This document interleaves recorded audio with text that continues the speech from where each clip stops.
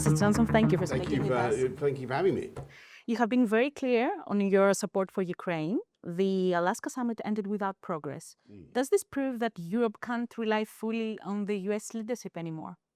No, I don't think it shows that at all. I think that the fact is that the war has been going on for too long. I think President Trump is right to try to bring peace. I think for most of the last 3.5 years, the truth is we've been giving the Ukrainians enough to stop them losing, Europeans and Joe Biden, but we didn't ever give them enough to help them win. And we need to bring this thing to an end. Now, I think, and what I would argue to President Trump, and what I do argue is, look, come on, the way to do this is to put more pressure on the aggressor, more pressure on Putin. He's the criminal. He's the war criminal. He invaded. But I think it's up to everybody to do that. I mean, Trump was the first major Western leader to give the Ukrainians lethal weapons. When in Trump won in 2017, 2018, he gave them, or maybe 2019, he gave them the javelins, right? Which allowed, and everybody followed. The UK followed, and then when the invasion happened, others followed. Trump is now putting on big secondary sanctions on people who buy Russian oil, and we're going, oh my god, what was that? But he's way out in front. So Europe needs to kind of, and Trump has got the Europeans to spend a lot more on defense. I mean, Greece is great. Greece, you're up at what, 4%? Yeah, I think so. Yeah, it's very impressive. But it's because of Trump's pressure that Europeans are now stepping up and doing more. So that's the positive side of it. Alaska, it looked, to treat Putin like he's morally equal to Zelensky is repulsive, because he's not. But I can see why Trump did it. He wants to make peace. But the way to make peace is to be strong and to put more pressure on Zelensky. President Trump opposes Ukraine's entry to NATO. How should Britain and its partners respond to protect NATO's credibility? I think that Ukraine must eventually join NATO, absolutely must. And, if you remember back in 2008, it was America that was campaigning for Ukraine to join NATO before the invasions, before either invasion. Bush said, we've got to get Ukraine into NATO, otherwise the Russians will invade. And it was the Europeans who said no. And it was the French and the Germans and others who said no. Now imagine if America had persuaded the Europeans back in 2008 to do the sensible thing. I don't think this war would ever have happened, because Ukraine would have had an Article 5 security guarantee. We're now in a very difficult position where we have to get the Russians out when the Russians are able to continue to attack. So I think it's sensible to put the NATO conversation on one side, increase the pressure on Russia. But if Ukraine is blocked, doesn't that weaken NATO's open door promise? Ukraine's not blocked. Ukraine's not. Nobody can. No single country. It is always going to be up to the NATO alliance to decide who joins NATO. No. It's not going to happen in the next 3 years. The president of the United States will not be around in 3 years' time. Let's see what happens. There is going to be a time when I think, for clarity's sake, Ukraine must join NATO. The problem has been the ambiguity. The problem with Ukraine is that it's since 1991, when it became a free independent country, the West was not willing to make that clear and to say it's in NATO. See, it's only when you get the clarity of NATO membership that the Kremlin will understand. Greece, as you said, has sent military aid to Ukraine, but it faces domestic debates about the cost of involvement. What would you say to Greek citizens who are skeptical about continued support? I would say it's absolutely vital, because the if Russia succeeds in Ukraine, Russia's not going to succeed, but Russian aggression will not be contained, and the Balkans will be destabilized. The Western Balkans will be destabilized. We'll see more trouble in Serbia, provocations in places like Montenegro. Russia will continue to push, and even on the doorstep of Greece, there will be much more instability, and fundamentally, Ukraine is a free, sovereign, independent country. That's what everybody has said. We should stick up for that. And if we don't, this is the crucial war of the early 21st century, right? This is the biggest, but it's now 2025. This could be going on for a long time. If this goes the wrong way, then around the world, a lot of people will conclude that might is right. And, there's, I think it's the Melian debate or whatever it is, the Thucydides, the strong do what they can and the weak suffer what they must. And that will be a disaster. And Taiwan will go, do you use ChatGPT? Yeah. Do you like ChatGPT? It has its perks. Okay, I'm not good, it's very good. I love it. It's very polite. It always says how clever I am. It's fantastic. But do you know what percentage of the AI chips come from Taiwan? 95%. 95%. Do you want communist China controlling Taiwan? You mentioned China, and we No, but saw... do you want? I mean, I don't, because it will mean, the most crucial part of the tech industry, which is now AI, China will dominate. Is that a good thing for the world? I don't think so. Well, we Communist China. Yeah, but we saw China hosting Russia, North Korea, and Iran in Beijing's military parade. How should the West respond to that? Look, I think that it was quite interesting. I think it was a bit ridiculous for communist China to claim that they won the Second World War, when it was the Kuomintang actually was the party concerned. But look, I think, and the people who gave a lot of blood and a lot of treasure in the Second World War were the Soviet Union and the United States, to defeat Nazi Germany and Japan. But I don't want to minimize China's contribution, but to say that they won it single-handed is just not right. Honestly, looking at that group of people, China, Russia, Iran, North Korea, the Stans, is that the club anybody really wants to join? Seriously? And ask yourself, compare NATO. Greece is like UK, long-standing member of NATO. North America, Europe, the West, which we should bring together. What is the average per capita GDP of NATO by comparison with that group that you saw? Far, far higher. What is the average life expectancy? Far, far higher. What is the quality of life? Far, far higher. Why? Because we have freedom. And because, where are the great universities? In the West. Does anybody in Athens really want to send their kids to, or in Thessaloniki, want to send their kids to university in Tehran, or Pyongyang, or Beijing, or Moscow? No, the children of the autocracies their parents want them to come to the West. Who makes the music? Who makes the scientific breakthroughs? So what I'm saying is, we mustn't fear these countries. We should work with them. We should try and understand their problems. They all have different problems. But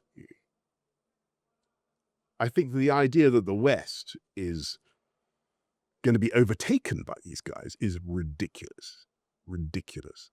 And if you look at the demographics of that, right?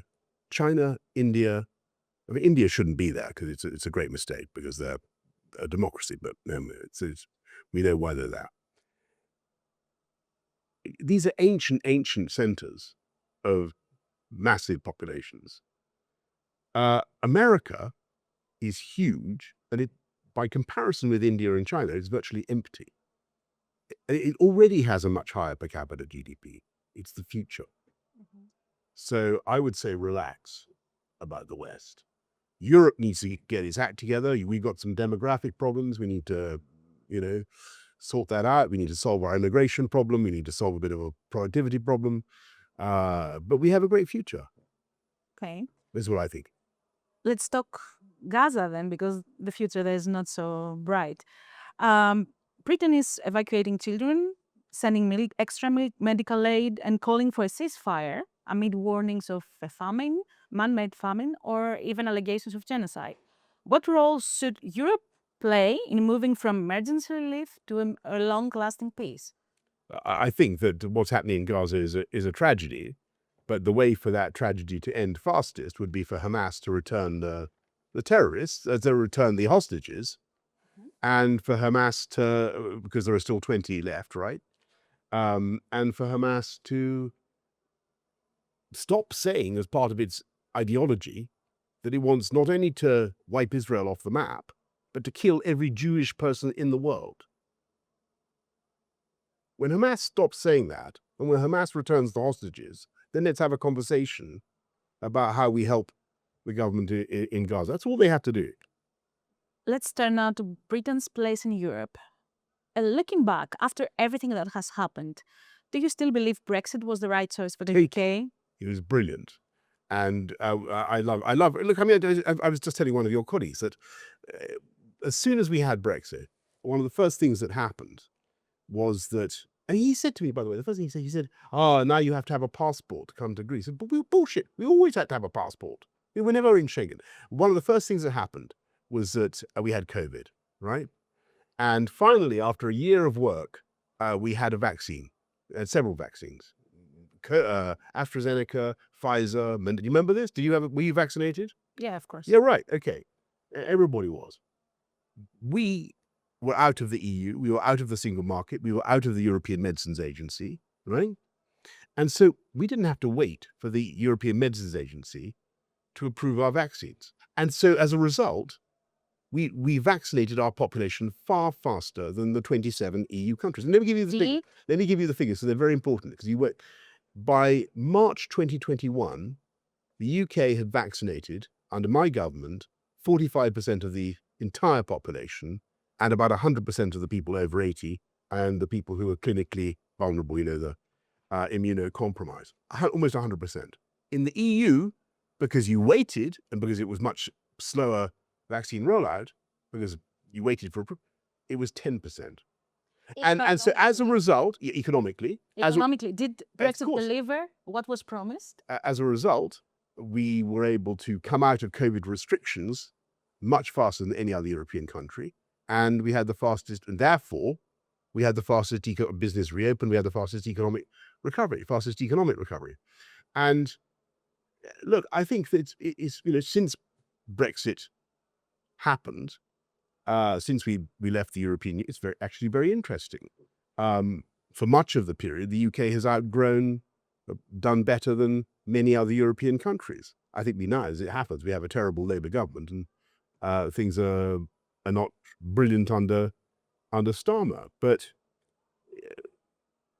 Brexit is basic. I mean, I've given you one good example of how Brexit legally helped the UK with the vaccine rollout.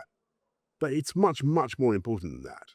We live in a globalized economy, and it is insane to have a system of laws that are made by the European Union, by the European Council of Ministers, Parliament, Court of Justice, which once they've been passed, there is nothing that any British MP, any UK government, any UK Prime Minister, any UK court